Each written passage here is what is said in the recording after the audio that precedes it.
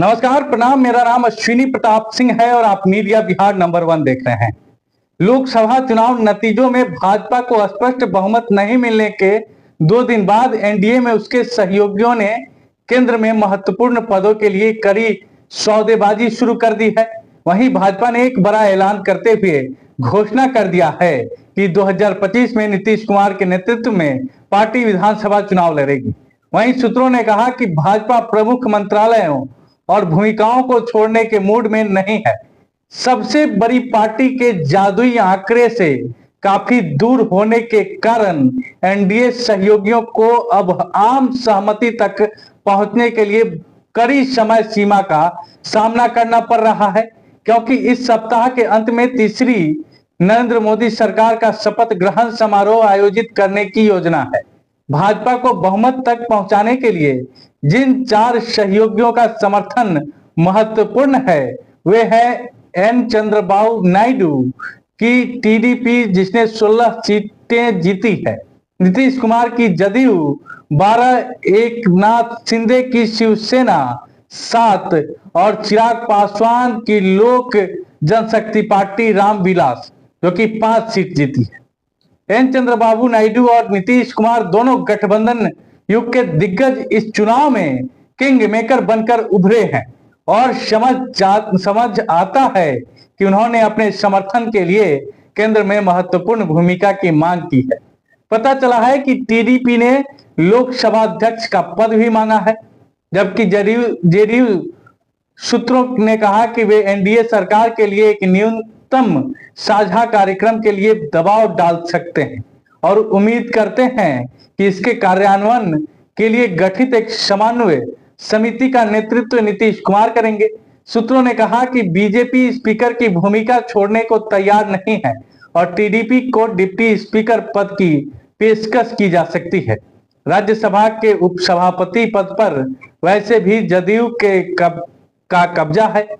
एक और बड़ा बदलाव है। 2014 और 2019 के चुनावों के बाद बनी नरेंद्र मोदी सरकारों में सहयोगियों का केवल प्रतीकात्मक प्रतिनिधित्व था, क्योंकि भाजपा के पास अपने दम पर पूर्ण बहुमत था। लेकिन इस बार भाजपा को प्रत्येक सहयोगी दल द्वारा जीती गई सीटों के अनुपात में मंत्री पद बांटना पड़ सकता है। हालांकि भाजपा सुरक्षा पर कैबिनेट समिति के अंतर्गत आने वाले 4 प्रमुख मंत्रालयों रक्षा, वित्त, गृह मामले और विदेश में सहयोगियों को समायोजित करने की इच्छुक नहीं है। भाजपा उन विभागों को भी छोड़ना नहीं चाहेगी जो उसके बुनियादी ढांचे को आगे बढ़ाने के लिए महत्वपूर्ण है, जैसे कि सड़क परिवहन और राजमार्ग या उसके कल्याण एजेंडा। चुनाव से पहले भाजपा के वादों में प्रधानमंत्री मोदी द्वारा पहचानी गई 4 जातियों, गरीबों, महिलाओं, युवाओं और किसानों को समर्थन देना था। भाजपा इन समूहों से संबंधित विभागों पर नियंत्रण बरकरार रखना चाहेगी। नरेंद्र मोदी सरकार के पिछले 10 वर्षों में सड़कों और राजमार्गों ने निर्माण को सराहना मिली है। नितिन गडकरी के नेतृत्व में इस प्रयास से दूर दराज के इलाकों तक कनेक्टिविटी बढ़ी है। सूत्रों ने कहा कि भाजपा अपने किसी सहयोगी को प्रभार देकर गति खोना नहीं चाहेगी। एक अन्य प्रमुख पोर्टफोलियो रेलवे है, जबकि जदयू सूत्रों ने कहा कि वे रेल मंत्रालय का प्रभार पाने के इच्छुक हैं, जो पहले नीतीश कुमार के पास था। भाजपा में आवाजों का तर्क है कि इस क्षेत्र में महत्वपूर्ण सुधार चल रहे हैं और कोई भी व्यवधान उन्हें रोक सकता है।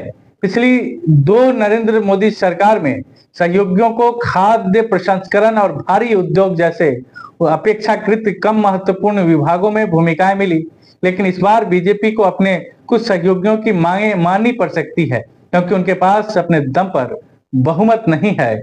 बैसाखी के सहारे अभी दोनों ही दिग्गज पार्टियां हैं।